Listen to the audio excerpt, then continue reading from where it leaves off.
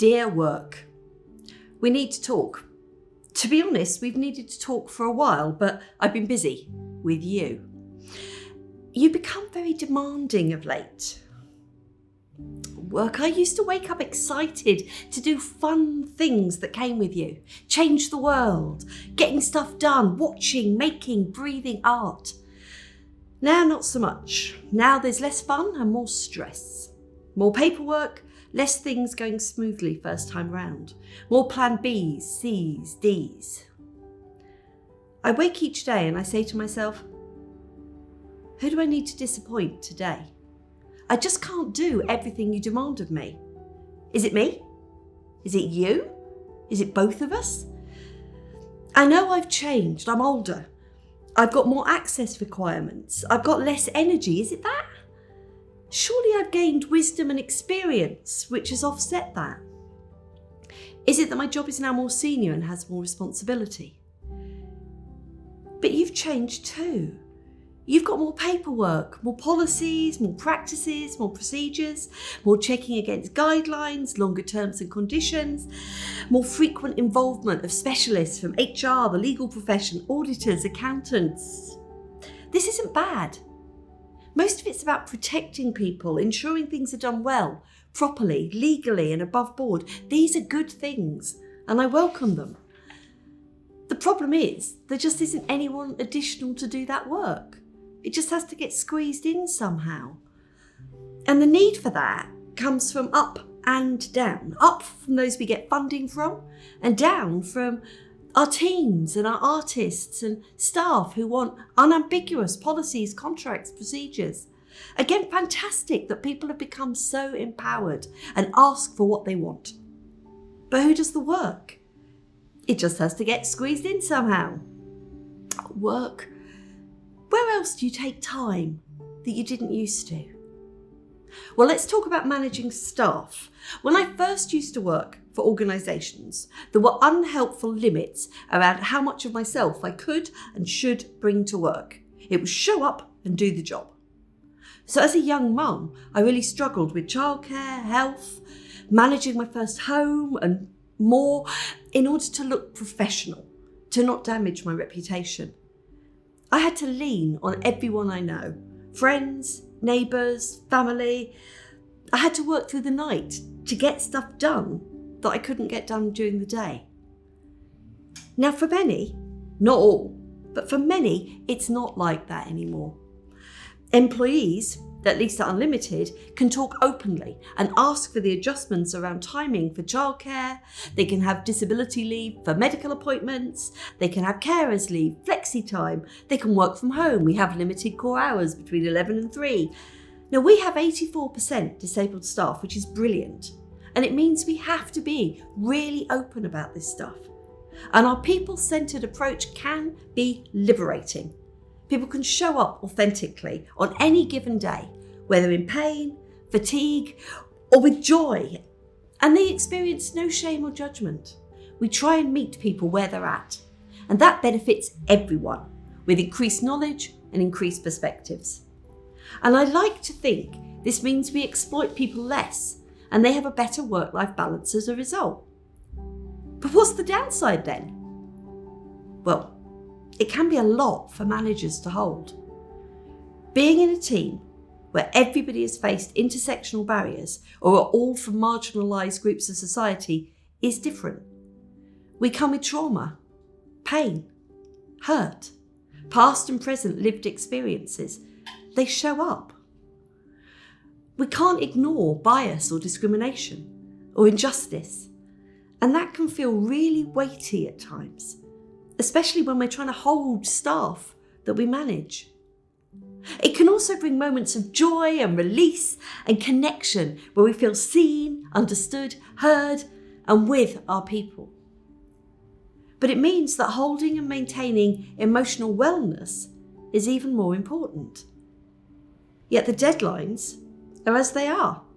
The work still needs to be done. So unless we build in buffers and contingency time, holding the wellness work can slip.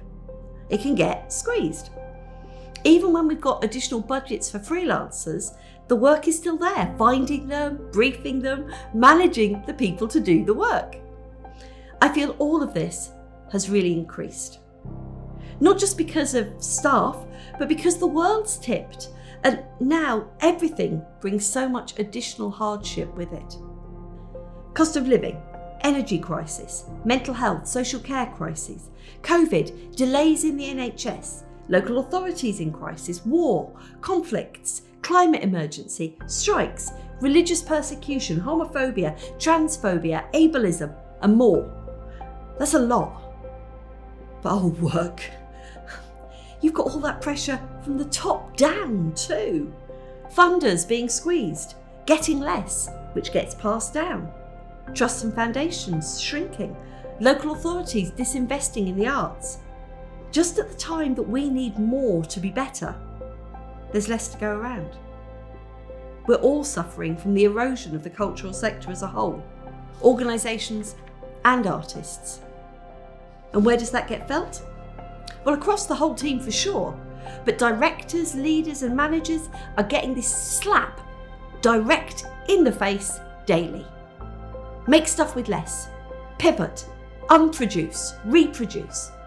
Work, I am feeling pressure in a way that I never have done before, and I don't think I'm alone. People I know have left work, retired. They're off with burnout. A small number have passed over. We don't talk about this. And work. This bit's hard. It's embarrassing. I'm getting older. I'm closer to 60 now than I am 50. I'm gathering impairments and medication like Pokemon. Gotta catch them all. Do I feel less good at what I do because I'm older? Because I'm more tired and jaded and have seen too much and I've lost some of that optimism?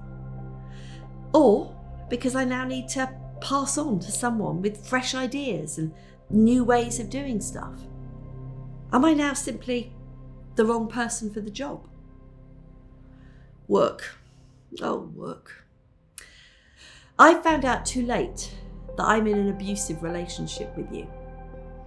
I put your needs above my own for a long time.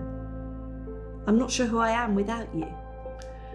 When I've got time off, some of it's spent thinking about you, feeling guilty that I'm not with you, wanting to be with you. I'm still obsessed by you.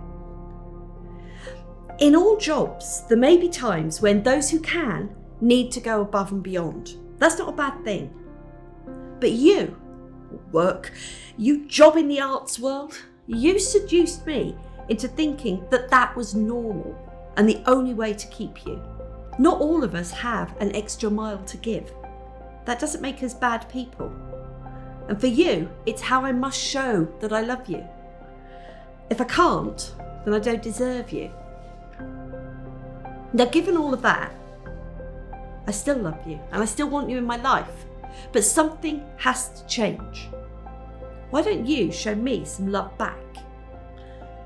Can you accept that we're working in extraordinary times, under extraordinary pressure? And can you just be kind? Can we have less competition and more collaboration, the kind that supports everybody? Can we do less, better, and accept that that doesn't mean we're failing, we're just managing with less resources and more things to do? Can we make life-affirming practices like flexible working the norm and not the out there nice things to have or impossible to fund? Can we understand that overworking is chronically unhealthy and sets ridiculous targets for others and is anti-diversity? And can we stop giving people awards for doing it? Work. Please, can I have a holiday without a crisis blowing up or without scheduling clash, meaning I need to work remotely whilst I'm away? Can funders only give us more money to do stuff if they tell us what they want and give us the funds to do it properly and set up their working systems first? And how about if I start and stick to some boundaries? If I do that, will you not push and test me at every turn? I know there are things we can do to improve. I'm here to try and find more practical solutions. I promise that if you recognise my experience and wisdom, I'll recognise the value of fresh thinking and new perspectives. I know I don't have all the answers, but work, neither do you, mate. Neither do you. I'm going to sign off for now, work. I can't wait to hear your reply. And I will see you on Monday. Joe.